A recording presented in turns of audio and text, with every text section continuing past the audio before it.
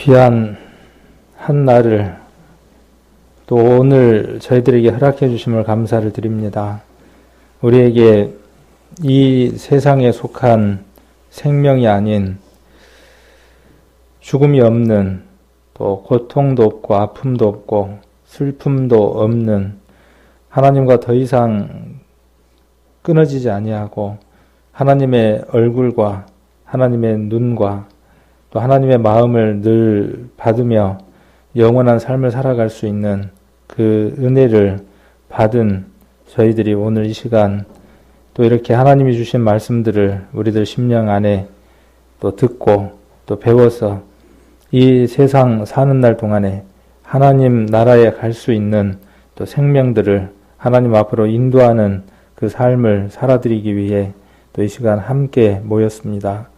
이 시간들을 통해서 우리들 마음들이 무엇을 위해서 살아야 하고 또 주어진 시간들 속에서 하나님께서 무엇을 가장 귀하게 바라보시는지를 다시 한 번 더 생각나게 하셔서 우리 삶이 가치 있고 또 하나님 앞에 의미 있는 삶들을 살아가는 저희들 되게 도와주시기를 원합니다. 한 시간 함께 해주시고 또 이 말씀 상고할 때 듣는 우리 성도님들의 심령도 지켜주시고 또 전하는 자의 입술도 지켜주셔서 온전한 교제가 이루어지도록 하나님 함께해 주시기를 원합니다. 한 시간 우리 주님께 의타가 없고 우리를 영원한 죄악에서 건져주신 고마우신 예수님 이름으로 기도드립니다. 아멘. 시간이 지나면서 성경 말씀은 변함이 없지만 이 성경 말씀을 가지고 살아가는 사람들의 삶과 환경과 또 교제를 나누는 방법들은 많이 다양해지고 또 달라지는 것 같습니다.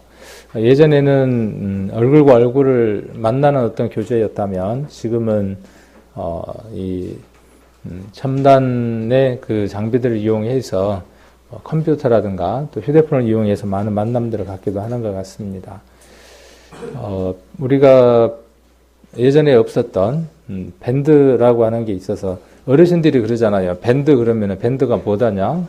뭐 상처가 나면 붙이는 데일밴드다냐? 그러는데 그게 아니고 서로 이렇게 소통을 할 수 있는 공간을 만들어서 그곳에 이런저런 소식들을 올립니다. 우리 구역 모임 소식도 올리고 교회 이런저런 소식들을 많이 올리죠. 그래서 서로 그곳에서 또 주고받는 그런 소통이 이루어졌으면 합니다. 거기에 보니까 우리 전도 집회 그 홍보 동영상을 올려놨더라고요. 보셨나요? 네, 못 보신 분도 있고 그럴 것 같아서 맨 첫 화면에다가 뒀는데 나중에 끝날 때 또 한번 이렇게 틀어놓을 테니까 보시도록 하고 어르신들은 못 보실 것 같아서 요즘은 전도 방법도 예전에는 전도지를 이용해서 전도를 했다면 지금은 카톡이나 SNS에다가 그 교회의 영상이라든지 자료들을 링크를 시켜서 보내기도 합니다.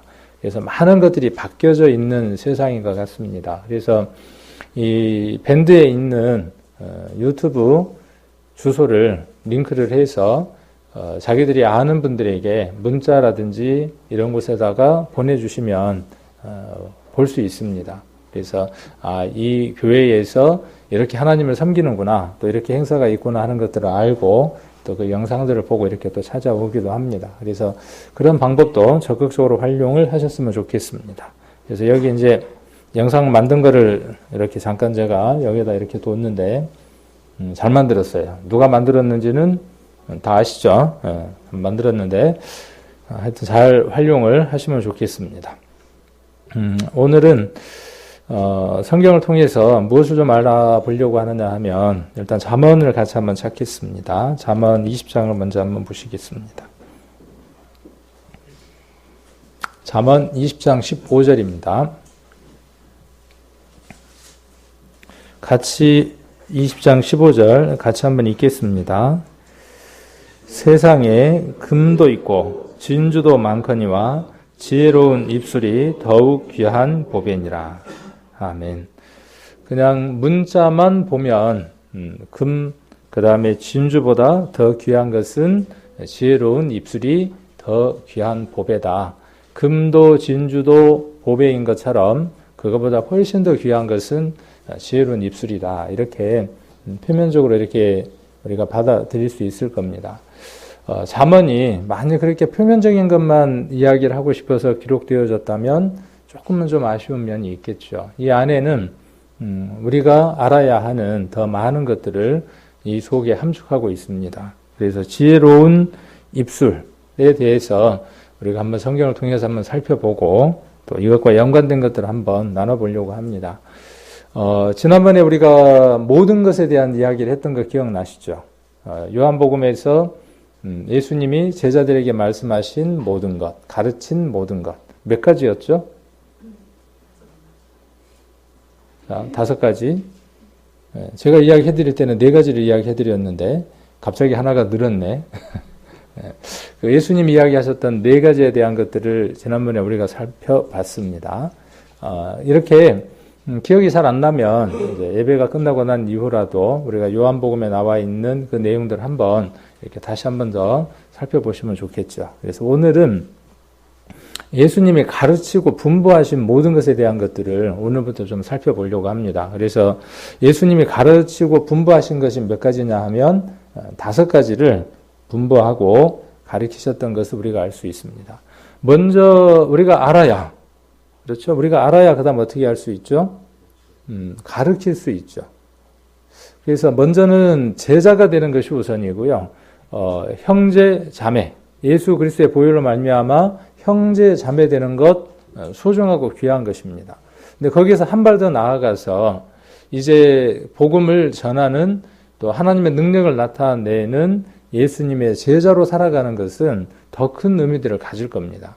그래서 제자로서의 삶을 살아가고 또 그 제자로서의 삶으로 끝나는 게 아니라 이제 다시 내가 제자를 삼아서 그들에게 복음도 이야기하고 예수님이 분부하고 가르친 것들을 가르치고 그래서 그러한 삶들을 살아가게 하고 그들이 제자가 되어서 또 다른 제자를 삼을 수 있도록 하는 것.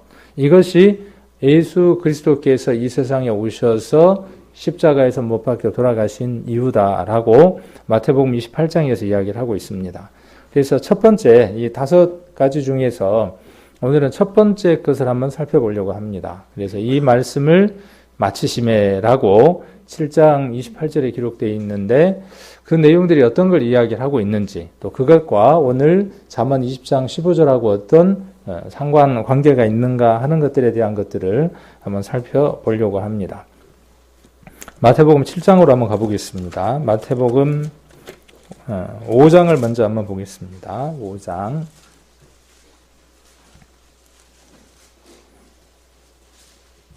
(5장) 1절을 한번 보겠습니다.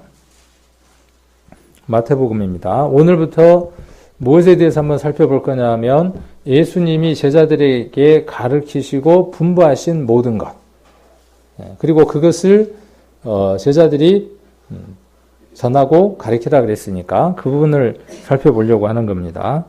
그래서 5장 1절 보시면 예수께서 무리를 보시고 산에 올라가 앉으시니 제자들이 나온지라. 여기 산에 올라가셨죠. 산에 올라가셨어요. 그리고 거기서 어떻게 하셨습니까? 어떻게 했죠? 제자들이 나오니까 2절에 입을 열어 가르치셨어요. 그래서 거기서부터 예수님이 교훈을 주시죠. 그래서 그 한문으로 표현하기 좋아하는 사람들은 산상수훈 이렇게 이야기하기도 합니다. 산 위에서 예수님이 교훈을 주셨다라는 거죠. 그럼 어떤 교훈일까요? 알아야 내가 먼저 내 삶 안에 적용하고 그 다음 어떻게 할 수 있어요? 가르칠 수 있죠. 내게 충분히 습득이 돼야 어떻게 할 수 있냐면요. 가르칠 수 있어요. 어제부터 이제 토요일 날 성경 공부를 시작을 했는데 성경 공부하는 반의 그 제목이 뭐냐 하면 호밥의 눈이라고 정했어요. 호밥의 눈이 뭔지는 토요일 날 성경 공부 하시는 분들은 알 겁니다, 이제. 그래서 한 기가 15주 정도로 해서 공부를 하고 끝나고 나면 수료증도 한번 받기도 하고 또 마지막 날 우리가 의미 있는 시간도 갖고 또 교회 안에서 봉사하거나 할 때에도 이제 그렇게 교회 안에서 바람직한 교육을 받은 분들이 하나님의 일들을 할 수 있도록 그렇게 해 나가는 것이 교회가 꼭 해야 될 일들이다 싶어서 앞으로 토요일 날 성경 공부에 대해서 많은 또 시간과 정성을 저는 쏟으려고 합니다. 그래서 이렇게 그 2시간이든 그 시간 우리 성도님들하고 함께 교제를 하려면요. 제가 충분히 습득이 안 되면은 이야기를 할 수가 없어요. 전달을 할 수가 없어요. 그래서 남을 가르친다는 것은요. 많은 시간을 투자해야 하고 또 많은 이해가 있어야만 전달을 할 수 있습니다. 그래서 내가 누군가에게 가르치겠다고 하는 것은요. 굉장히 좋은 생각입니다. 그래서 이런 부분들 우리가 이제 먼저 알아야 되고 그 다음 어떻게 할 수 있냐면 가르칠 수 있죠. 산에 올라가셔서 예수님이 이야기를 하셨어요. 그 다음에 쭉 넘어가서 8장으로 한번 가보겠습니다. 8장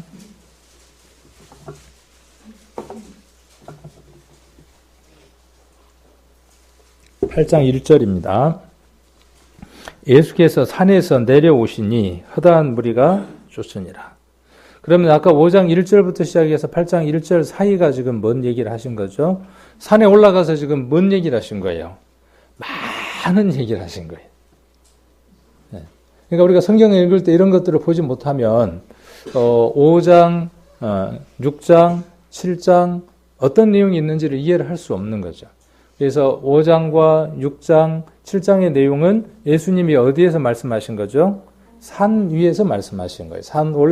산에 올라가셔서 제자들이 나오니까 입을 열어서 쭉 말씀을 하시고 가르치시고 그 다음에 8장 1절에 어떻게 되냐 하면 내려오신 거예요. 7장 28절에도 보시면 예수께서 이 말씀을 마치심에 그랬어요. 이 말씀이라는 건 어떤 거겠어요? 이거를 제대로 문맥상으로 이해를 못하게 되면 이 말씀은 어떤 게 되냐 하면 모래 위에 지은 집, 반석 위에 지은 집, 이 말씀을 하시고 이렇게 이해를 하게 되어 있습니다.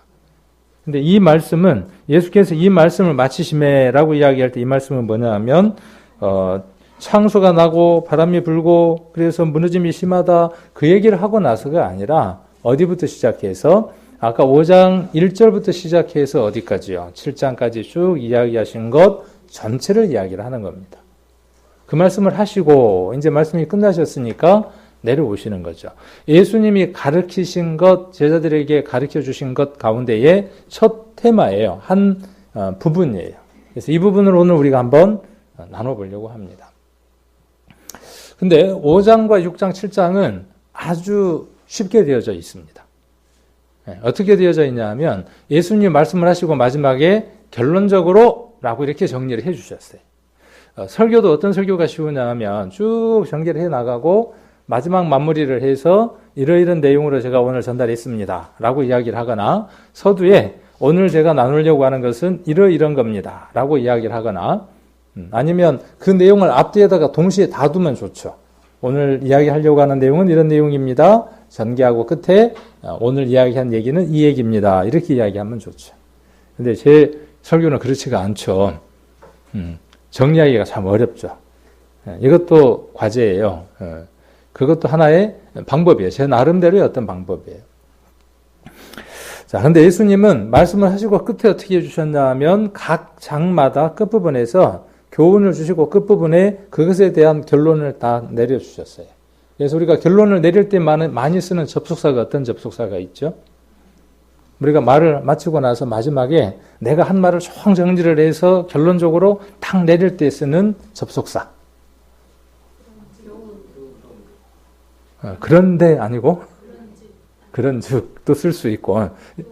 자, 한번 5장을 한번 보겠습니다. 5장. 쭉 내용들을 다 읽어야 하기는 하겠죠. 그런데 그 내용들을 읽으면서 5장 어디를 가보느냐 하면 5장 48절 한번 가보십시오. 5장 48절. 여기 같이 한번 읽겠습니다. 그러므로 하늘에 계신 너희 아버지의 온전하심과 같이 너희도 온전하라. 그러면 아까 산에 올라가셔서 맨 처음 말씀하신 것이 뭐냐 하면 심령이 가난한 자는 하고 쭉 말씀을 하셨다는 것이죠. 그래서 우리가 잘 아는 것처럼 팔복을 이야기를 하셨어요. 자, 이런 사람들은 복을 하늘에서 주는 복들을 그냥 무진박지하게 엎어져도 복받고 자빠져도 복받고 우로 굴러도 복받고 좌로 굴러도 복받는다. 예수님이 복을 주시기 위해서 그 얘기를 하셨다라고 이야기를 하면 예수님이 뭐라고 말씀하시겠어요? 아닌디? 내가 그 얘기를 한 목적에 대해서 끝에다가 분명히 결론적으로 이야기를 해줬는데 왜 그렇게 이해를 잘 못하지? 이렇게 말씀하시겠죠.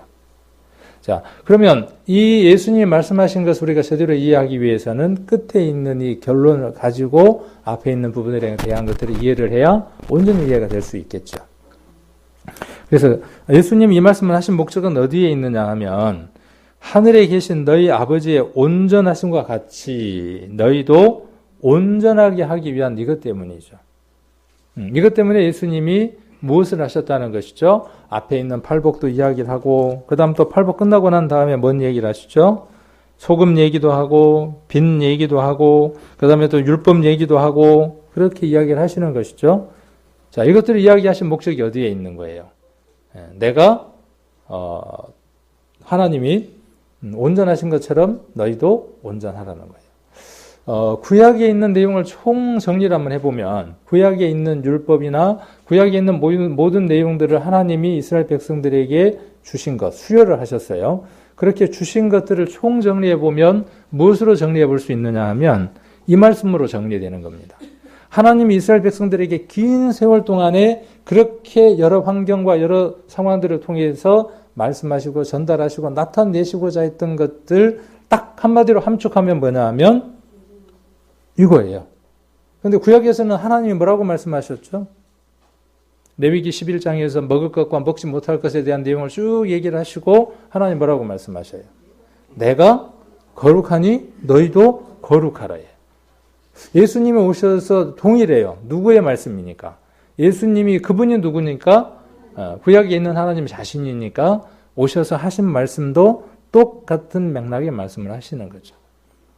그래서 내가 온전한 것처럼, 내가 거룩한 것처럼 너희도 그 거룩한 삶을 살아가기 위해서는 이렇게 해야 하고 이런 것들이 있고 이런 것들이 있다라고 말씀하고 계시는 거죠. 그래서 산상수훈의 세 가지 주제를 한번 정리를 해보면 5장에 나와 있는 건 뭐냐 하면 하나님 아버지를 어떻게 닮을 것이냐, 어떻게 살아가는 것이 하나님 아버지를 닮아가는 것인가에 대한 이야기를 하고 있는 것이죠. 이렇게 하면 복을 받고 자식도 잘 되고 이렇게 예수님이 말씀하신 것이 아니라 얘기의 초점이 어디에 있다는 거예요?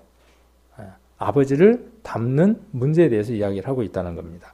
자, 6장은 그러면 이제 좀 정리가 될 수 있을까요? 6장. 6장은 첫 번째가 구제에 관한 거죠. 그 다음에 또 두 번째가 뭐에 관한 겁니까? 기도와 금식에 관한 것이죠. 그렇죠. 먹는 것에 관한 얘기죠. 금식에 관한 것. 그 다음에 또 무엇에 관한 내용입니까? 재물에 관한 내용이죠. 우리가 이렇게 성경들을 읽으면서 정리들을 할 수 있어야 돼요. 그래서 다음에 마태복음 6장 그러면 마태복음 6장에는 구제에 관한 얘기와 기도와 금식에 관한 얘기와 재물에 관한 얘기 이런 얘기들이 기록되어 있더라 하는 것들을 정리를 해두면 성경을 찾을 때 좀 쉽게 찾을 수 있겠죠. 그러면 6장도 마찬가지겠죠. 같은 방법의 전개로 6장이 이루어져 있습니다. 근데 6장은 특이하게 결론적으로라는 말이 몇 번 나오느냐 하면 3번 나옵니다. 그렇죠? 그러므로라는 것이 몇 번 나옵니까? 많이 나와요. 3번 나오죠. 몇 절에 나옵니까? 먼저 몇 절? 자, 2절에도 나오고요. 여러 번 나오죠. 25절 한번 보겠습니다. 25절. 자, 그러므로 하고 나오죠. 목숨을 위하여 라고 이야기를 하고 있고, 또 뒤로 넘어가서 31절 보시면, 그러므로 염려하여 이르기를 무엇을 먹을까, 무엇을 마실까, 무엇을 입을까 하지 말라. 자, 그리고 34절에 보시면, 그러므로 내일 일을 위하여 염려하지 말라. 내일 일은 내일 염려할 것이요. 한 날의 괴로움은 그 날의 족하니라. 그러면 예수님이 지금 말씀하시고자 하는 게 뭘까요? 정리를 한번 해본다면 하나님하고의 관계의 문제죠. 우선 순위에 대한 문제인 것이죠. 질서에 관한 것이죠. 먼저 해야 할 것이 있고 뒤에 해야 될 것이 있죠.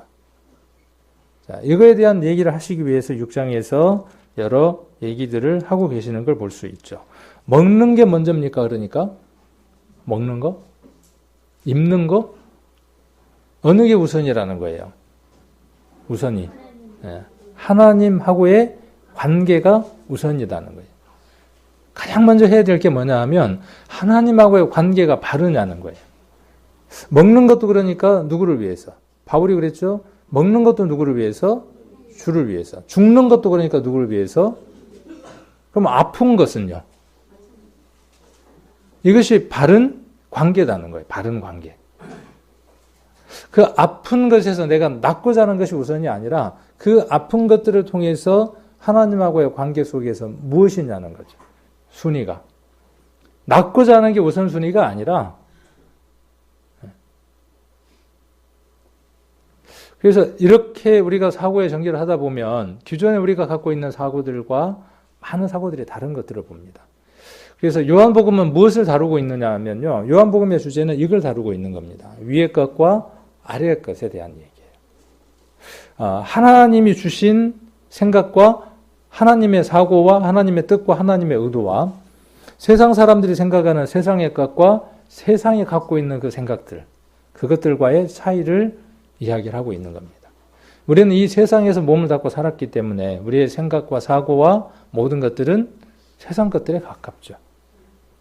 그러나 이제 어떻게 되어져야 된다는 거예요? 이제는 위의 것을 쫓고 위의 것을 찾으라는 것이죠. 위의 것은 어디에서 찾을 수 있습니까? 여러분 위의 것 어디에서 찾으실랍니까? 성경 속에서 찾아가는 것이죠. 그래서 그런 부분에 대해서 다루고 있는 게 6장의 내용입니다. 자, 7장은 어디에서 그 결론을 볼 수 있을까요? 아까 우리가 24절에서 보고 있는 것처럼 7장 24절을 보면 결론이 나오죠. 마태복음 7장 24절입니다. 그러므로 누구든지 나의 이 말을 듣고 행하는 자는 그 집을 반석 위에 지은 지혜로운 사람 같다 그랬어요. 그러니까 지혜로운 사람은 어떤 사람이 지혜로운 사람입니까? 자, 우리는 지혜 그러면 뭐냐 하면 지식은 학교를 다니면서 취득하는 것이 지식이다. 지혜는 뭐냐면 안 배워도 얻는 것들이다. 그래서 우리 할머니들은 무엇이 있냐면 지혜가 있다. 우리가 이렇게 지금 지식과 지혜에 대한 단어들을 생각하기도 하고 설명하기도 합니다. 그건 뭐냐 하면 세상에서의 그 단어와 개념들이에요. 지혜가 어떤 게 지혜입니까? 그게 지혜입니까? 아니에요. 우리는 사문을 통해서 그 지혜가 누구인 것을 알 수 있느냐 하면 바로 예수 그리스도인 것을 알 수 있습니다. 그 예수 그리스도가 우리 안에 들어오지 않고서는요, 지혜로운 사람이 될 수 없습니다. 가장 먼저 예수 그리스도에 대한 지식, 바울이 그토록 외치고 그토록 삶 전체를 바쳐서 모든 것들을 버리고 전했던 그것. 그게 지혜입니다. 세상 사람들은 그 지혜에 고개를 흔들었어요. 그것이 무엇이냐 하면 말씀대로, 성경대로 오셔서 성경대로 죽으시고 성경대로 부활하셨는데 그 이유는 무엇 때문이냐 하면 우리의 죄악과 허물 때문이라고 전했습니다. 이것이 참 지혜입니다. 세상에 속하지 않는 참 지혜예요. 그것을 순종하고 그래서 받아들이는 사람이 어떤 사람이냐 하면 지혜로운 사람입니다. 그러면 정리를 해봐요. 아주 쉬워요. 그럼 지혜롭지 않는 사람은 어떤 사람이 지혜롭지 않는 사람이에요? 하나님을 믿지 않는 사람이 제일 어리석은 사람인 겁니다. 비가 옵니다. 비가 온다는 얘기도 들었어요. 태풍도 불고 엊그저께 보니까 그 어디 제철소에 보니까 막 지붕이 다 날아갔죠. 우리나라에도 이제 그런 일이 있더라고요. 뉴스 한번 보셨나요? 토네이도 같은 게 와가지고요. 지붕을 싹 밟고 지나가 버리더라고요. 근데 한 일주일 전에 소식이 왔어요. 토네이도가 와갖고 싹 몰고 갈 거라고 뉴스를 들었어요. 그럼 어떻게 할까요? 만일에 그 정보가 확실한 정보고 믿을 만한 정보다 그러면 어떻게 하겠어요?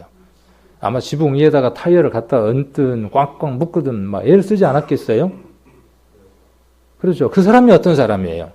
지혜로운 사람이에요. 그러면 우리가 지혜로운 사람은 어떤 사람이라는 것이냐 하면 이 세상에서의 지혜를 이야기하는 게 아니라 이 죽음의 관문을 넘어가고 나면 그 이후의 세계가 두 세계가 있다는 것을 우리는 말씀을 통해서 깨달은 사람들이죠. 영원한 불목과 영원한 천국이 있다는 사실을 우리는 믿음의 눈으로 발견한 사람들이죠. 어제 신혼 부부가 왔더라고요. 그래서 신랑한테 제가 그런 얘기를 했어요. 성경은 참으로 쉬운 얘기를 한다. 어려운 얘기를 하는 게 아니라 죽음 너머에 대한 얘기를 하는 것이다. 당신이 죽고 난 이후에 그 세계가 있는가 없는가에 대한 얘기를 성경이 하고 있는 것이다. 눈에 보이지 않는 그 세계, 불과 유황으로 타는 못, 영원한 고통이 있는 세계, 눈물도 없고 고통도 없고 슬픔도 없고 죽음도 없는 그 영원한 세계, 그 영원한 세계가 있다는 것, 그것을 믿게끔 해주는 것, 그것을 보게 해주는 것, 아주 미세한 먼지를 볼 수 있도록 현미경이 있고 멀리 있는 달을 볼 수 있도록 천체 만환경이 있는 것처럼 보이지 않는 그 세계를 볼 수 있도록 해주는 것이 성경이다.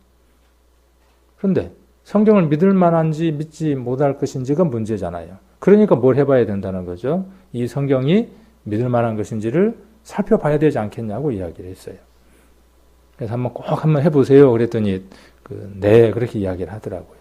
우리는 그 과정을 거쳐서 성경이라고 하는 그 도구를 통해서 보이지 않는 그 세계가 실제로 존재한다는 걸 발견했죠. 그리고 어떻게 했습니까? 그리고 비설거지를 했죠. 타이어도 갖다 얹고 꽉 묶고 가는 일을 했죠. 타이어는 바람에 날려가지만 예수 그리스도라고 하는 그분은 어때요? 우리 이사야에 보면 시험한 돌이라 그랬어요. KS 마크. 전 세계 어떤 표준도 통과시킬 수 있는 그 마크가 붙은 반석. 그 반석이 우리를 꽉 누르고 있어요. 어떤 태풍이 와도 몰려갈 수가 없는 그런 준비가 되어 있는 사람이 어떤 사람이에요? 우리예요. 지금 뭔 말씀을 하시는 거냐 하면 24절에 그 말씀을 하시는 겁니다. 그러므로 어떤 말씀을 듣고 그리스도가 어떤 분인지를 알고 그 말씀을 듣고 난 이후에 그것을 받아들이는 사람, 과거, 현재, 미래 모든 죄가 다 사하여졌음을 내 심령 가운데 받아들이고 그렇게 살아가는 사람. 그 사람이 어떤 사람이냐 하면 반석 위에 집을 지은 사람이며 지혜로운 사람이라는 거죠. 자, 이 얘기를 하기 위해서 지금 7장 1절부터 얘기를 하고 있는 거죠. 쭉 얘기를 하고 계시는 겁니다. 그래서 비판하지 마라고 하는 얘기가 나오고 구하라는 얘기가 나오고 좁은 문으로 들어가라는 얘기가 나오고 15절에 거짓 선지자를 조심하라는 얘기가 나오고 우리가 전도 집회 때 많이 들었던 것처럼 나더러 주여 주여 하는 자마다 천국에 다 들어가는 것이 아니다. 그렇게 이야기를 합니다.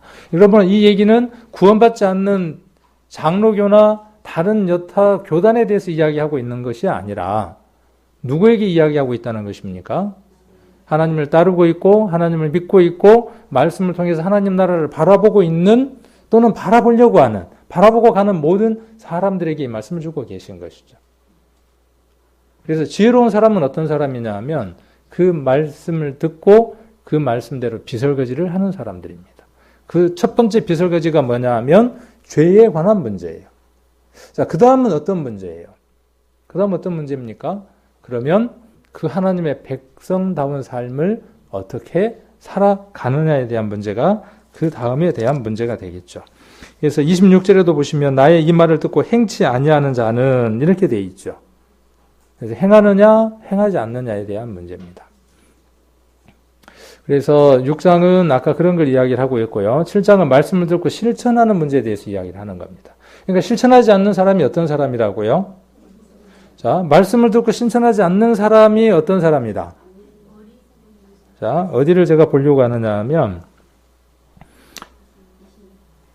23절 보려고 하는 겁니다. 그때에 내가 저에게 밝히 말하되 내가 너희를 도무지 알지 못하니 불법을 행하는 자들아 내게서 떠나가라 하리라. 그러니까 불법 행하는 게 어떤 게 불법을 행하는 거라고요? 구원 안 받는 것도 불법 행하는 거죠. 가장 큰 불법인 거죠. 구원을 받고 난 이후에 구원받은 사람이 어떻게 살아야 되는가에 대한 말씀에 순종이 없는 사람도 불법인 거예요. 동일하게. 그 말씀을 하시려고 7장에서 이 말씀을 하고 계시는 거죠. 너희는 구원받지 못했다. 이걸 얘기를 하시려고 하는 게 아니라 그래서 말씀을 듣고 실천하는 문제. 우리는 실천했습니까? 가장 첫 번째 관문인 것 실천했죠. 그 실천이 있었기 때문에 우리가 지혜로운 자가 됐고 하나님의 백성이 되었고 하나님의 자녀가 되어졌어요. 온전한 삶을 살아갈 수 있는 첫 관문의 문을 열고 들어간 사람들이죠.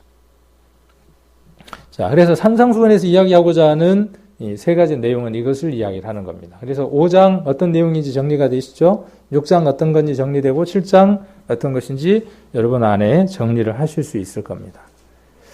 자, 오늘 기도와 금식에 대한 내용이 어디에 기록되어 있습니까? 6장에 기록되어 있죠. 기도할 때에 6장 5절에 보시면 기도할 때에 이렇게 말씀하고 계시고 그 다음에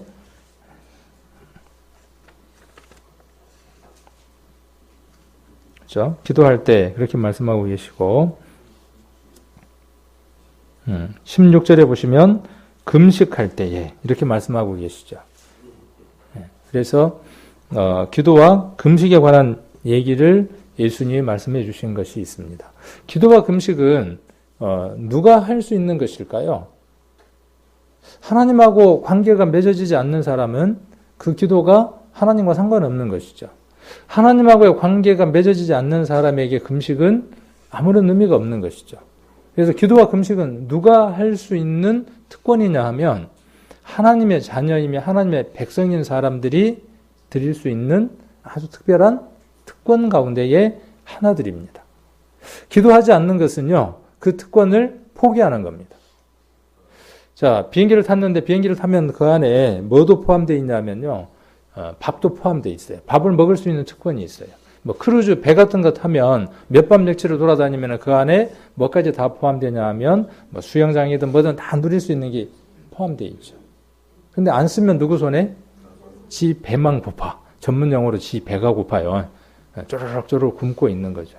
기도와 금식도 우리가 마치 그 배를 타고 비행기를 타고 가는 것처럼 그 안에서 우리가 특별한 하나님의 자녀이기 때문에 누릴 수 있는 특권들입니다. 자, 이거 가르쳐야 돼요? 가르치지 말아야 돼요? 가르쳐야 돼요. 그죠?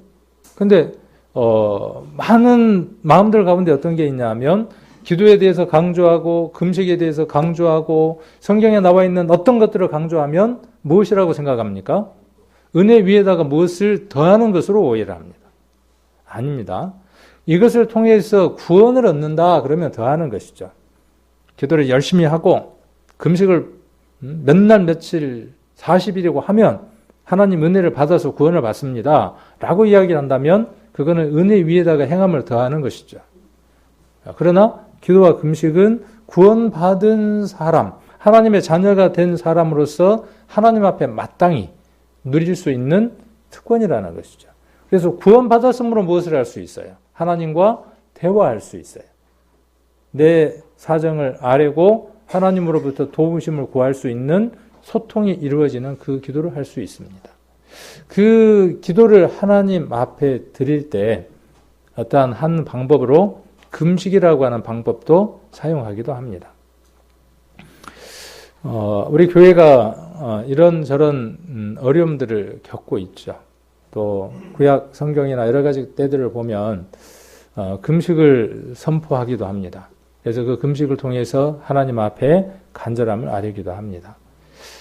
지난번에 우리가 임원 모임 이렇게 잠깐 하면서 어떤 안이 하나 있었어요. 우리도 금식을 했으면 좋겠습니다. 몇몇 분들은 또 자기의 그 간절함들을 두고 하나님 앞에 금식을 하시는 분들도 있고 또 여러 형태로 간절함을 하는 분들도 있지만 가능하면 같은 날 같은 시간 속에서 동일하게 하나님 앞에 간절함을 아련다면 얼마나 좋겠습니까 하는 의견이 있어서 우리가 한번 그렇게 해봅시다. 그러려면 우리가 또 교회 의견도 필요하니까 한번 의논을 해봅시다 라는 얘기도 했어요. 그래서 오늘 오후에 회별 교제를 각각 하는 게 아니고 한번 전체가 이렇게 모여서 이런 내용들도 한번 의논을 해봅시다 라는 안도 나왔습니다. 그래서 오늘은 일찍 집에 가실 수 있어요.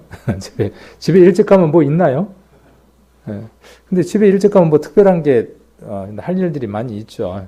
우리가 이런 좀 여유들을 가지면 좋겠어요. 주일 하루만큼은 그러려면 다른 날 조금 더 바빠야 되겠죠. 피치 못하는 일이 있으면 또 우리가 어쩔 수 없는 일들이 있어요. 뭐 교대 근무를 한다든지 아니면은 뭐 생물을 키운다든지 이런 사람들은 그 시간대에 가야만 합니다. 그럴 때에는 또 우리가 또 가야 합니다라고 이야기를 하고 우리가 또 가고 또 그럴 때 우리가 또 가시는 분에게 우리가 기도할게요. 함께 또 기도로 또 함께 동참하겠습니다. 이렇게 하면 참 좋을 것 같아요. 불편함 없이. 그래서 오후에 우리가 이렇게 좀 교제하는 그런 시간들을 좀 가졌으면 좋겠고, 그래서 금식에 대한 것들 이 시간 다 이야기를 할 수 없으니까 한 3가지 정도만 좀 잠깐 이야기를 해보려고 합니다. 금식을 통해서 우리가 얻고자 하는 것, 그 다음에 금식을 통해서 우리가 얻어지는 것들에 대한 몇 가지들을 한번 이야기를 해보려고 합니다. 그래서 금식을 하는 이유가 어디에 있냐 하면 그냥 밥을 굶는 데 목적이 있는 게 아니라 내가 하나님 앞에 아뢰려고 하는 그 간절함들을 표하는 거죠. 하나님 앞에. 그래서 먼저는 금식을 하려고 하는 그 목적이 어디에 있냐 하면 얼마 남지 않는 전도 집회를 위해서 우리 한 영혼을 구하는 그 일이 이 세상 살아가는 날 동안에 최고의 가치가 아니겠습니까? 그래서 우리가 먹는 그 간절함을 본능을 우리가 차단한 채 또 그 꼬르륵거리는 소리를 들으면서 그 소리 속에서 내 영혼이 내 육신이 정말 간절하게 한 영혼 구원받는 것을 원합니다라고 기도하는 것도 필요할 것 같아요. 그래서 전도 집회나 그 다음에 야고보서에 보시면 병든 자, 고난당하는 자를 위해서 교회는 장로를 청하고 또는 함께 이렇게 기도하라라고 이렇게 기록되어 있는 걸 볼 수 있습니다. 그래서 우리 교회 안에 연로하신 어른들, 우리 어르신들의 기도의 제목이 뭐냐 하면 뭐죠?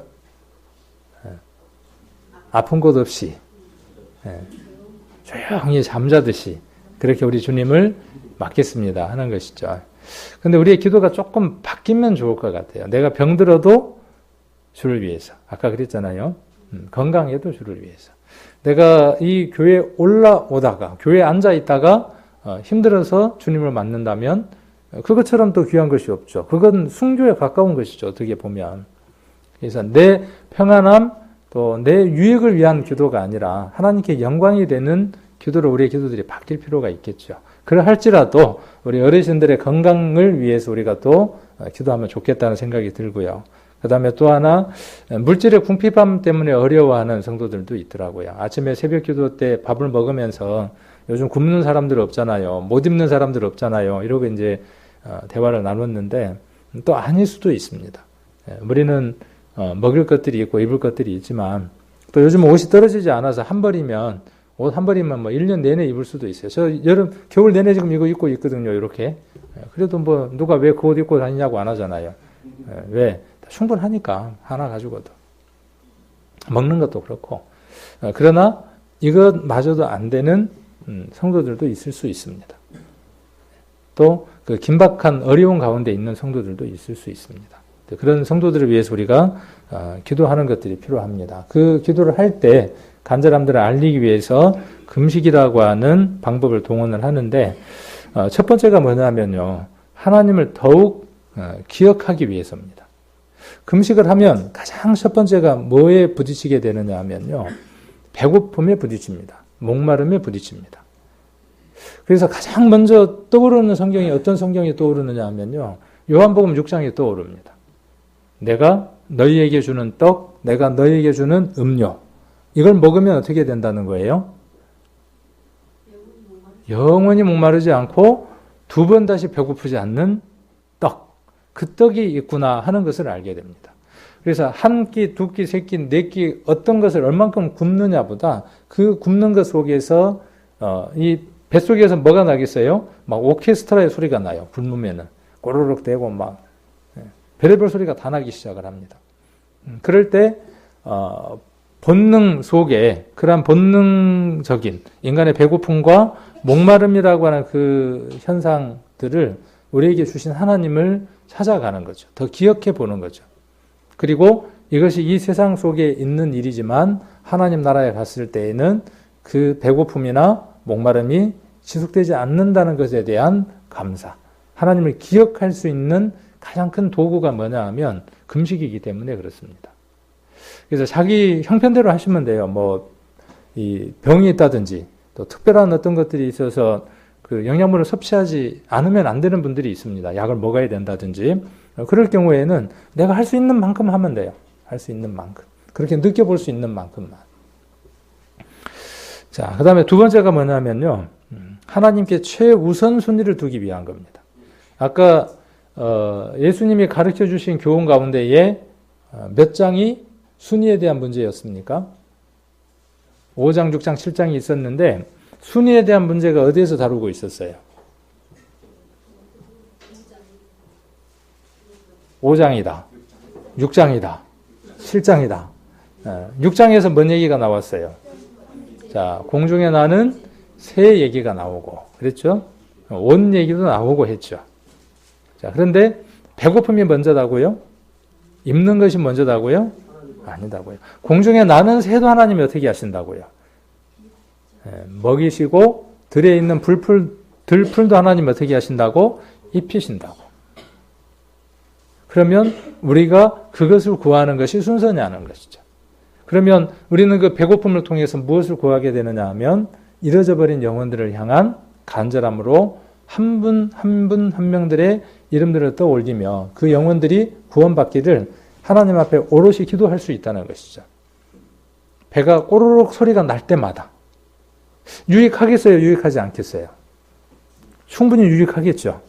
자, 이거 가르쳐야 돼요? 안 가르쳐야 돼요? 가르쳐야 된다고요. 왜? 기도할 때 그런 기도의 방법이 있는 거니까. 자, 1번 율법이니까 하지 말아야 된다. 2번 이 기도를 통해서 하나님 은혜 속에 더 들어갈 수 있는 방편이 되니까 할 수만 있으면 더 많이 해봐야 한다.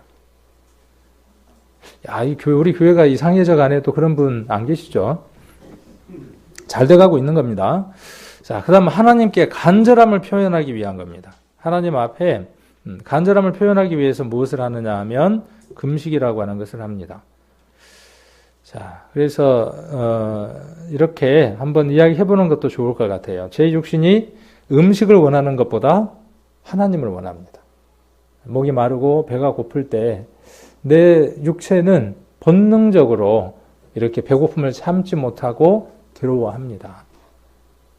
육체로 오셨던 그리스도께서 배고프심도 있으시고 고통도 있으셨지만 나를 위해서 십자가에서 고난받으신 것을 제가 믿습니다.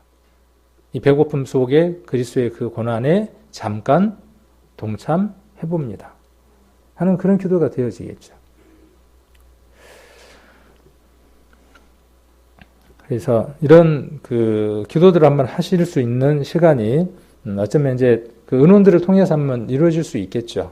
그래서 그것이 하루가 되든 또 뭐 이틀이 되든 우리가 정해진 것 속에서 간절함으로 그렇게 한번 기도를 했으면 좋겠고 그 기도 속에 우리 성도님들의 간절함들을 넣어서 한번 기도를 하시면 좋겠습니다. 그렇게 기도할 때 어떻게 기도하라고요? 아까 이제 6장으로 한번 가보면 16절에 금식할 때 너희는 외식하는 자들과 같이 슬픈 기색을 내지 말라. 오늘 두 끼를 굶었더만 배가 막 꼬르륵 소리가 나갖고 등이 배가 붙어서 등가죽이 붙어서 좀 죽겠네 그냥. 이거 끝나고 나면 라면을 먹든지 찌개를 먹든지 시원하게 먹어야 될 텐데 그 금식하는 태도 맞아요? 틀려요? 아니다 그 말이에요. 예. 그러니까 이거는 누가 지금 해야 될 것들이에요. 누가? 하나님과 관계없는 사람들, 구원함을 받지 않는 사람들, 의미 없는 것들이에요. 누구예요? 정말 하나님 안에서 구원을 받은 우리들이 할 수 있는, 해야만 하는 것들이죠.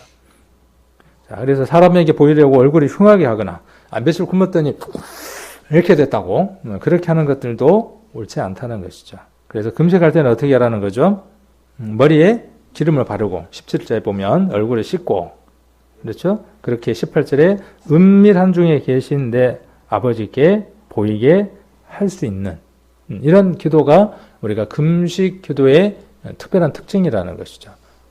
예전에 우리가 한번 해봤었죠. 기억나시나요? 교회에 큰일이 있었을 때 전국 교회에 금식을 선포하고 함께 동참했던 일들이 있습니다. 저는 그런 기억이 나요. 그때 어떻게 했던 기억이 나냐면 철이 없었기 때문에 아까 이야기했던 것처럼 이번에 금식 끝나고 나면 맛있는 찌개를 끓여 먹든지 그래야지 그렇게 했던 기억이 나요. 그리고 막 웃었던 그런 기억들이 납니다.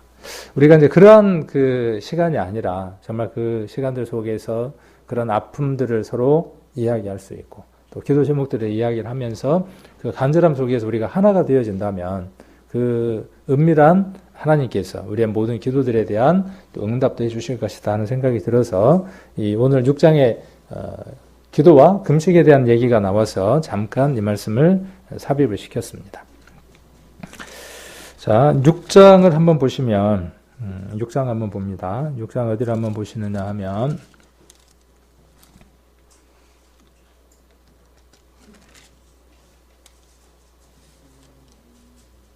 6장 20절 한번 보시면 19절, 6장 19절을 보시면 너희를 위하여 보물을 땅에 쌓아두지 말라. 여기 보물이 나오죠. 그리고 20절에도 오직 너희를 위하여 보물을 어디에다가 쌓아두라고요? 하늘에. 자, 보물을 땅에 쌓아두면 땅에다가 보물을 쌓으면 어떻게 될까요? 그건 이제 보물이 아니야. 왜? 가지고 갈 수가 없으니까. 땅에다 쌓아놓은 거는요, 도통 가져갈 방법이 없어요. 그러니까 쌓아놔봐야 도루묵이에요. 그러면 쌓으려면 어디에다 쌓으라고요? 가야 할 곳에다 쌓는 거죠. 내가 이민을 가고 싶으면 이민 가고자 하는 그 나라에 여러 가지 것들을 배우고 그 나라의 돈을 바꾸고 그 나라의 것들에 대한 연구들을 하죠. 왜? 여기 있는 것들은 이미 어때요? 이제 이곳에서 떠날 거니까 이곳에다가 뭐 집을 사고 이곳에다가 뭘 하고 이렇게 하지를 않죠. 올 거라면 몰라도 안 올 거면 어떻게 합니까? 말끔하게 깔끔하게 있었던 자리까지 먼지까지 다 털고 가려고 발버둥을 치죠.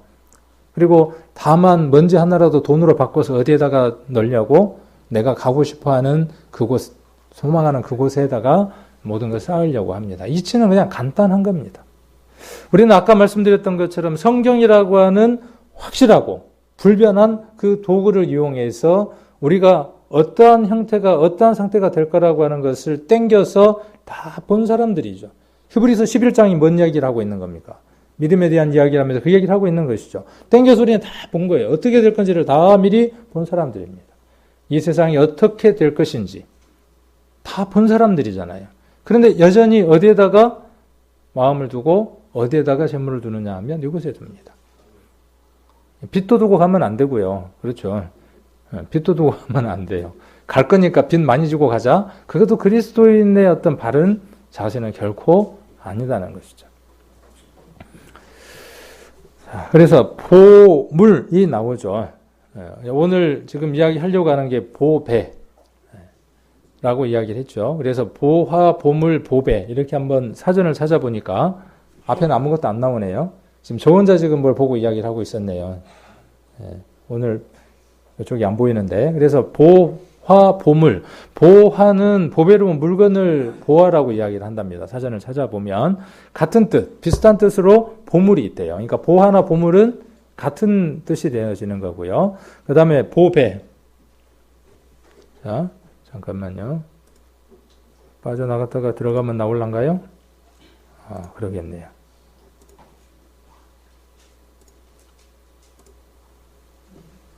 이제 됐네요.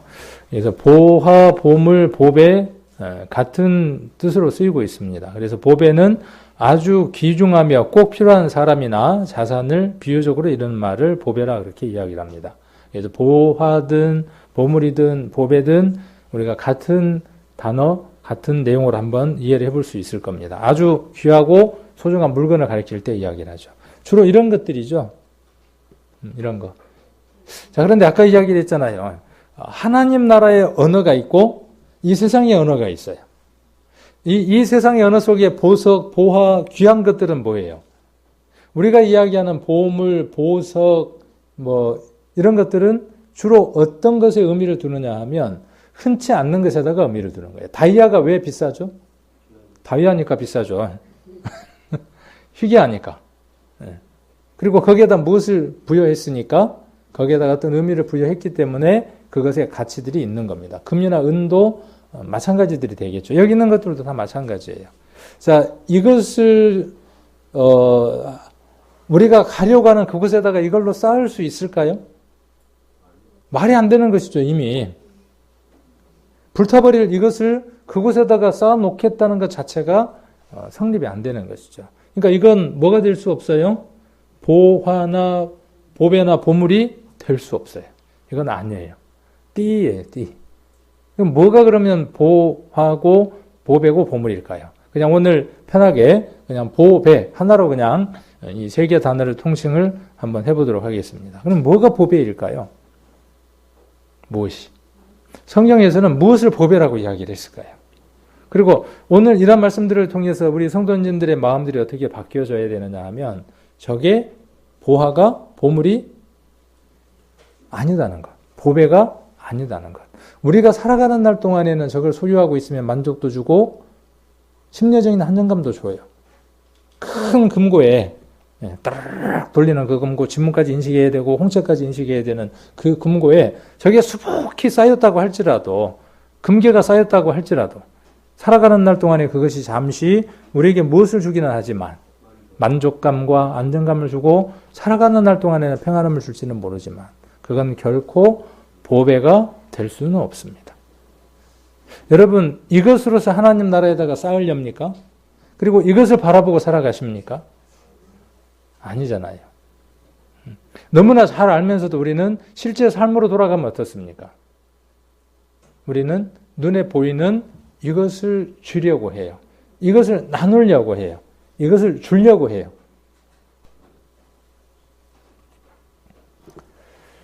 자, 그래서 보배가 뭔지 한번 살펴보려고 합니다. 하나님 편에서 보배는 뭐냐면 아까 그런 거 아니에요. 자, 나중에 한번 성경을 한번 찾아보시고 이 중에서 그 중요한 것들만 제가 한번 찾아보려고 합니다. 하나님은 자기의 백성을 가리켜서 이스라엘을 가리켜서 보배라고 이야기를 하셨어요. 신명기라든지 이사야서라든지 이런 성경에 보시면 이스라엘을 가리켜서 보배다 이렇게 말씀하셨어요. 자, 이사야서 33장 한번 보겠습니다. 이사야 찾았으니까 43장을 먼저 한번 보겠습니다.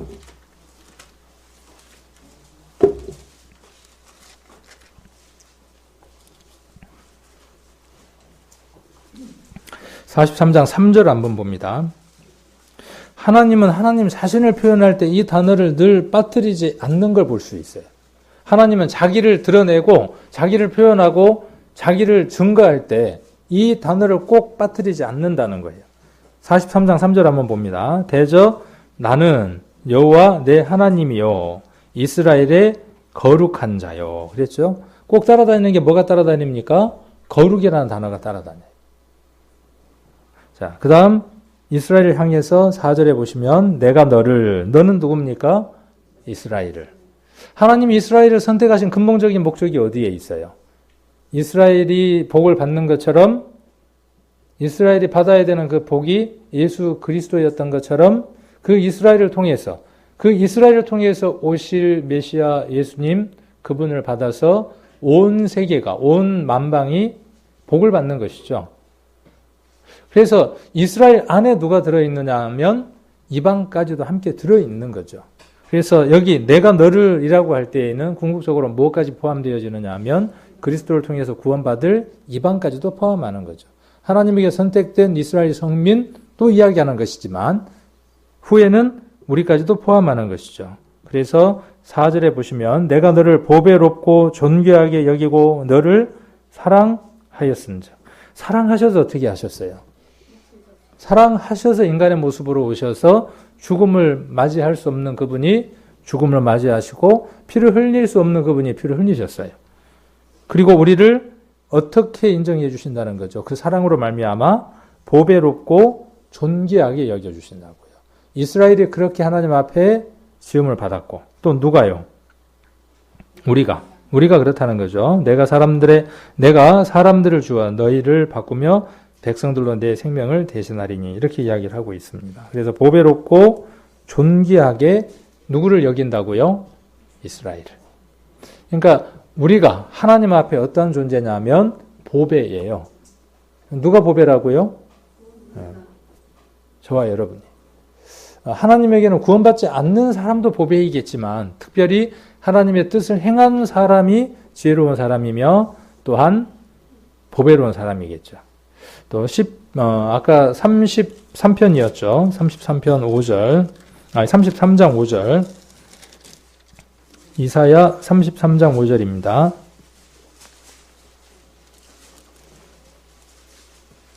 5절, 6절 같이 한번 읽겠습니다. 여호와께서는 지존하시니 이는 높은 데 거하시며 공평과 의로 시온에 충만케 하심이라. 너의 시대에 평안함이 있으며 구원과 지혜와 지식이 풍성할 것이니 여호와를 경외함이 너의 보배니라. 하나님을 경외하는 게 뭐냐 하면 보배라고요. 자, 그러면 아까 그 사진에 나왔던 그 모든 보석들보다 세상에 살아나가는 동안에는 그게 보화고 보석이고 보물이에요. 보배예요. 그러나 하나님 앞에 있어서의 보배는 무엇이 보배라고요? 하나님을 경외하는 거예요. 우리가 지금 이 시간에 나와 있는 이것이 하나님 나라에 무엇을 쌓는 시간이라고요? 그 보배를, 보화를 쌓고 있는 시간이라고요. 이걸 믿음의 눈으로 보는 사람은 모임에 오는 것을 등한히 하지 않습니다. 성도가 함께하는 그 시간을 함부로 여기지 않습니다. 왜요? 그게 무엇이니까요? 보화니까, 보배니까. 자, 그 다음에 시편 36편 한번 봅니다. 시편 36편 7절입니다. 자, 하나님이여 주의 인자하심이 어찌그리 보배로우신지요. 인생이 주의 날개 그늘 아래 피하나이다. 자, 주의 인자하심이 보배예요. 주의 인자하심이 있기 때문에 우리가 이렇게 하루하루를 살아갑니다.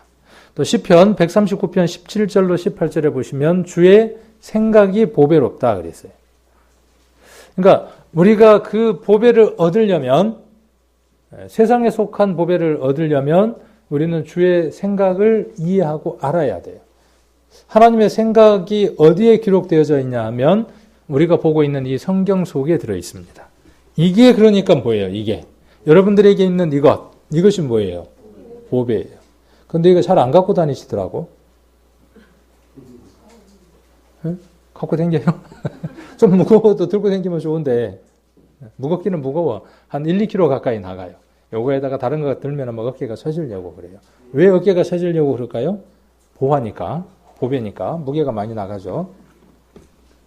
재밌는 얘기인데 아무도 안 웃으시네. 그러잖아요. 요만한 금덩어리 그러잖아요. 근데 실은 이걸 금으로 바꿀 수 있겠습니까, 이것을? 자, 그러면 보화를 찾으려면, 보배를 찾으려면 어떻게 해야 될까요? 땅을 팔까요? 그래서 그렇게 표현했죠. 땅을 파는 것처럼. 땅을 팔려면 수고와 노력이 필요하죠. 도구도 필요하고. 토요일 날 성경 공부 왜 하는데요? 그 보배, 보화를 캐오리려고 하는 거죠. 그런데 이미 다 받았다고 생각하시는 분들은 안 오시는지, 바빠서 그러시는지, 좀 더 많은 분들이 오시면 좋겠다는 생각도 있습니다. 그래서 주의 생각을 이해하기 위해서, 보배를 캐내기 위해서 우리가 성경을 보는 것이 필요하고요. 그 다음에 그리스도의 피를 무엇으로 표현하고 있냐 하면 보배로운 피라고 이야기를 하고 있습니다. 그 피가 우리에게 보혈이 되었어요. 보배로운 피가 되어졌습니다. 그 다음 베드로 후서 1장 한번 보겠습니다. 베드로 후서 1장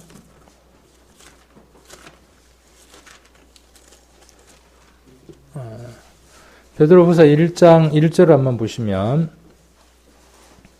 자, 여기는 보배로운 믿음을 이라고 되어 있죠. 예수 그리스도의 종과 사도인 시몬 베드로는 우리 하나님과 구주 예수 그리스도의 의를 힘입어 동일하게 보배로운 믿음을 우리와 같이 받은 자들에게 편지하노니.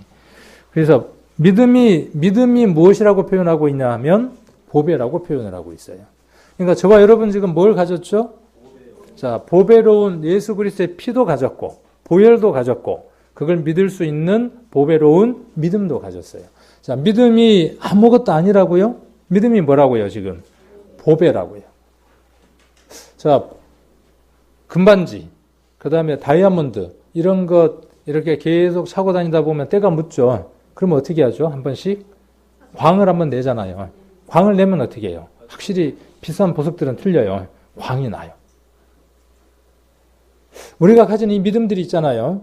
세상 속에서 살아가다 보니까 발에 때가 묻는 것처럼 세상의 이끼들이, 세상의 것들이, 먼지들이 묻기도 해요. 우리가 교회로 와야 되는 이유가 어디에 있습니까? 말씀을 나눠야 하고 함께 이렇게 부딪히며 살아가야 되는 이유가 어디에 있습니까? 서로 어떻게 하기 위해서요? 광을 내기 위해서죠, 광을. 그래서 서로 비교해보면 어때요? 막 반짝반짝 하잖아요. 근데 내가 갖고 있는 거나 저 사람이 갖고 있는 거나 어때요? 똑같은 거예요, 똑같아. 근데 보니까는 좀 더 커 보이는 사람도 있고, 똑같은 건데 좀 작아 보이는 사람도 있고. 자, 믿음이 보배라고 표현을 했습니다. 그 다음에 구원받은 성도가 뭐냐 하면 보배예요. 고린도 후서 4장 7절 한번 보겠습니다. 고린도 후서 4장 7절입니다.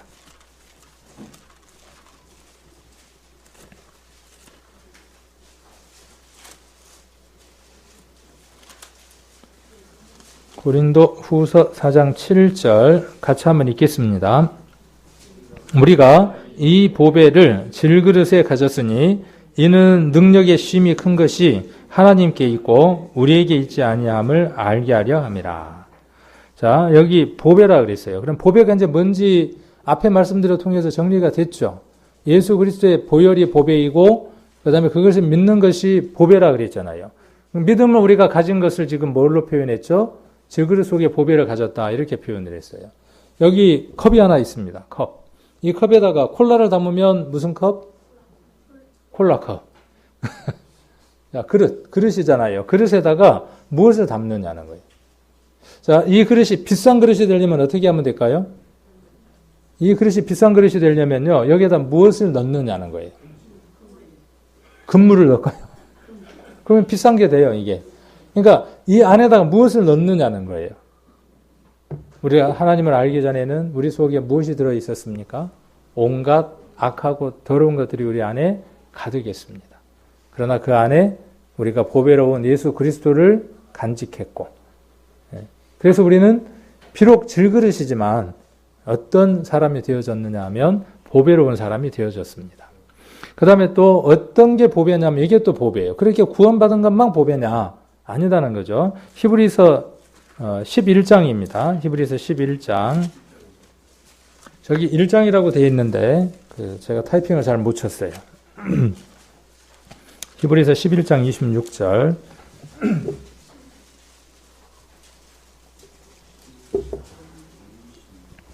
같이 한번 읽겠습니다. 히브리서 11장은 믿음장이죠. 믿음에 관한 이야기를 하면서 26절에 같이 한번 읽겠습니다. 그리스도를 위하여 받는 능력을 애굽의 모든 보화보다 더 큰 재물로 여겼으니 이는 상 주시는 바라 봄이라. 자, 믿음의 선진들이 다 그랬다는 것이죠. 앞서간 믿음의 선진들이. 그래서 우리에게 이야기하고자 하는 것이 뭐예요? 우리에게도 동일하게 그리스도를 위하여 받는 능력. 그리스도를 위하여 받는 능력은 언제 받을까요? 그렇죠. 전할 때입니다. 우리가 복음을 전할 때입니다. 그때 우리가 무엇을 받느냐 하면 능력을 받기도 하죠. 자, 그것이 보화다 그랬어요. 보화. 그리고 더 큰 재물로 여긴다 그랬어요. 그 다음에 오늘 처음 읽었던 잠언 20장 15절에 보시면 또한 무엇이 보배라고 이야기를 하고 있습니까? 자, 잠언 20장으로 다시 한번 가봐야 되겠죠. 잠언 20장. 근데 인터넷에서 지혜로운 입술하고 그림을 한번 찾아보려고 검색을 해봤더니 뭐가 나오는지 알아요? 말 그대로 뭐냐 하면 좋은 말 하는 것으로 이렇게 표현이 되어져 있어요. 그러니까 세상의 범죄 속에서는 그것 전부예요. 그렇게 표현되어질 수밖에 없어요. 자, 그러면 지혜로운 입술은 어떤 것인지를 한번 살펴보자는 거죠. 지혜로운 입술은 우리가 잠언 아까 20장 15절에서 무엇이라고 표현하고 있죠? 보배라 그랬죠. 20장 15절에서 금이나 진주보다도 더 보배롭대요. 여러분 입술에서 말하는 그 말 한마디가 금이나 진주보다도 더 보배로운 것이래요. 그러면 우리가 말할 때마다 뭐가 툭툭 떨어지는 거예요. 말 한마디 할 때마다 금이 한 덩어리씩 떨어지는 거예요. 한번 표현을 한번 해보세요. 그렇게 생각하니까 너무 재밌는 것 같아요. 말 한마디 할 때마다 진주가 떨어지고 금이 툭 떨어지고 잘못하면 이제 뭐가 떨어지죠? 똥덩어리가 떨어지는 거죠. 뭐. 그래서 야고보서에 보면 그랬잖아요. 한 입으로 쓴물과 단물을 낸다 그랬죠. 우리는 그럴 수 있는 가능성 가운데 있는 나약한 인생들입니다. 우리를 주께 의탁하지 않으면 여전히 우리는 금을 낼 수도 있지만 똥덩어리를 낼 수도 있어요. 색깔은 비슷해요. 그런데 향은 전혀 다르죠. 자, 그 다음에 15장 7절 한번 보겠습니다. 이 말씀에 관해서 조금 몇 말씀들을 더 살펴보도록 하겠습니다. 15장 7절 같이 한번 읽겠습니다. 지혜로운 자의 입술은 지식을 전파하여도 미련한 자의 마음은 정함이 없느니라. 궁금해하니까 답이 나오네요. 이게 지혜로운 자의 입술이 있고 미련한 자의 마음과 입술은 연달아 있어요. 둘은 짝 씌어져 있어요. 입술과 마음은 별개가 아니에요. 둘은 한 쌍이에요. 한번 읽어보면 계속 그렇게 나옵니다. 그래서 지혜로운 입술은 보배인데 그 지혜로운 입술에서 뭐가 나오기 때문에 보배로워요? 여기 지금 7절에 뭘 전파하기 때문에 그래요? 지식을 전파하기 때문에 그래요. 그 지식을 전파하는 입이 어떤 입이에요? 보배로운 입이에요. 어떤 지식을 전하랍니까? 바울은 모든 학문에 능통한 사람이었어요. 어쩌면 몇 개 국어에 능한 사람이었어요. 그런 많은 지식을 가졌지만 바울은 뭐라고 외쳤습니까? 배설물로 여긴다. 그리고 어떤 게 가장 고상하다 그랬어요? 내 주 예수 그리스도를 아는 지식이 최고로 고상하다 이렇게 간증을 했습니다. 여러분도 그렇습니까? 저는 제 마음 가운데 그래요. 또 그렇게 살아가려고 애를 씁니다. 자, 지식을 전하는 겁니다. 그래서 지혜로운 자의 입술, 아까 15장 7절에 보면 지식을 전파해요. 자, 그래서 지혜로운 자의 입술은 지식을 전파하고, 16장 23절 한번 보겠습니다. 16장 23절. 여기도 같이 한번 읽겠습니다. 지혜로운 자의 마음은 그 입을 슬기롭게 하고 또 그 입술에 지식을 더하느니라. 말씀들이 다 이렇게 서로 연결되어져 있는 걸 볼 수 있죠. 자, 지혜로운 입술은 누구에게 있는 입술이냐 하면 지혜자에게 있는 입술이에요. 그렇겠죠? 그러니까 그게 지혜자의 입술이겠죠. 그런데 그 지혜자의 입술은 무엇에서 나오느냐 하면 지혜자의 마음에서 나와요. 그러니까 마음과 무엇은 뗄래야 뗄 수 없어요? 입술은 입에서 나오는 것은 뗄래야 뗄 수 없어요. 그 마음 가운데 세상 것들을 품고 있는 사람은 세상 얘기를 할 수밖에 없어요. 그 심령 안에 하나님 것을 품고 살아가고 하나님을 향한 마음을 갖고 있으면 그 입에서 무엇이 나올 수밖에 없어요. 그래서 예수님 뭐라고 말씀하셨습니까? 마음에 가득한 것을 어떻게 한다고요? 입으로 말한다라고 예수님 말씀하셨죠. 구역 모임이나 모임 때 이야기하는 그것뿐만이 아니라 우리가 교회 안에서나 일상적으로 살아가면서 말하는 그 모든 것들이 마음의 표현입니다. 자, 그래서 지혜로운 마음은 입술에 지식을 더하는 겁니다.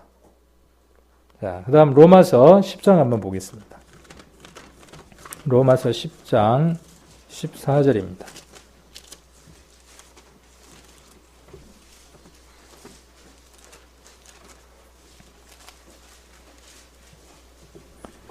로마서 10장 14절 14절 15절 같이 한번 읽겠습니다.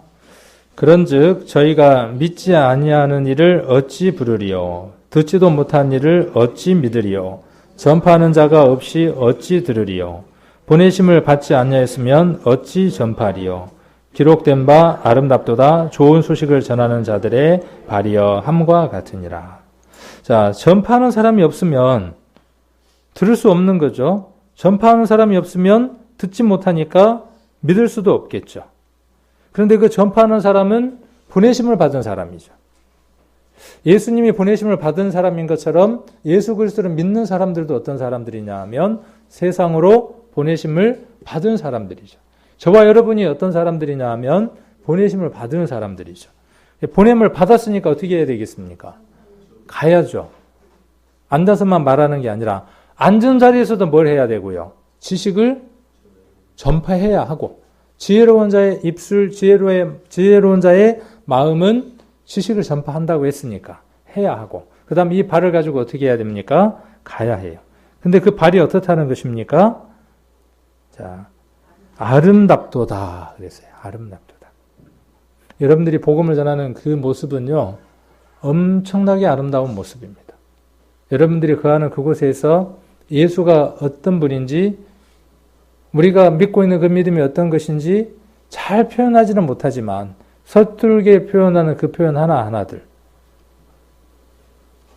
자랑하는 하나하나들, 또 내가 어느 가족을 향해서 찾아가서 그 가족들에게 말하는 그것. 가족이지만 문전박대할 수도 있어요. 그동안에 전해왔으니까. 또 안 들으려고 할 수도 있어요. 그렇게 문전박대를 당한다면 그것마저도 아까 뭐라 그랬어요? 히브리서 11장 26절에서 그리스도를 위해서 받는 능력이므로 보배라 그랬고, 거기까지 가는 그 발걸음을 누가 아름답게 보신다고요? 하나님께서 아름답게 보신다고요. 우리 입이 열려졌을 때 하나님은 어떻게 하신다고요? 보배라고요. 보배. 우리 입에서 전도 집회 합니다라고 입을 열어보는 그것 자체가 뭐라고요? 보배라고요. 금덩어리가 툭툭 떨어지는 것이라고요. 세상 사람들이 몰라서 그렇지. 알기만 하면 얼른 주워 담을 거 아니에요. 그걸 주워 담을 수 있도록 하는 게 뭐냐 하면 전도 집회의 일들이기도 하죠. 우리는 예수 그리스도를 만난 날 이 세상에 없는 아주 특별한 보배가 되어졌습니다. 하나님의 것이 되어졌고 하나님의 붙들린 자가 되어졌습니다. 지혜로운 자가 되어졌고 이 지혜 가운데서 우리가 살아갑니다. 우리 입에서 나오는 모든 것들은 이 세상의 그 어떤 것보다도 아름다운 것입니다. 우리들 속에 있는 것이라 그랬으니까 어제 본 드라마 내용은 아니고요. 옥곡 장날 들었던 뒷집 아저씨에 대한 얘기도 아니고요. 우리에게 모든 것 되시는 그분에 대해서 우리가 이야기할 때, 그래서 우리가 이러한 삶들을 하나님 앞에 살아가셨으면 좋겠다는 생각이 들고, 마태복음 아까 6장이었죠. 다시 한 번 더 찾아보겠습니다. 마태복음 6장. 자, 이걸 가르치라 그랬으니까 오늘은 이제 함께 가르치고 배우는 것입니다. 6장 21절입니다. 마태복음 6장 21절. 같이 한번 읽겠습니다. 내 보물이 있는 그곳에는 내 마음도 있느니라. 아멘 하십니까? 네. 여러분의 보물이 어디에 있습니까? 그곳에 여러분의 마음도 있을 겁니다. 네. 우리가 이러한 마음들로 하나님 앞에 살아가기를 간절히 원합니다. 기도 드리겠습니다.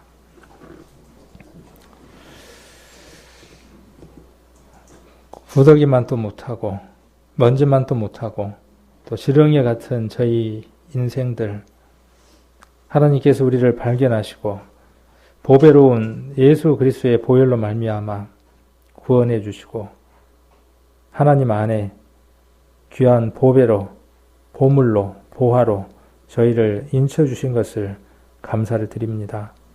우리가 구원함을 받고 하나님 앞에 구원을 시인했을 때, 하나님을 내 아버지로 모셨을 때에 하나님 나라의 아름다운 보석들로 저희가 그곳에 쌓여진 줄로 압니다.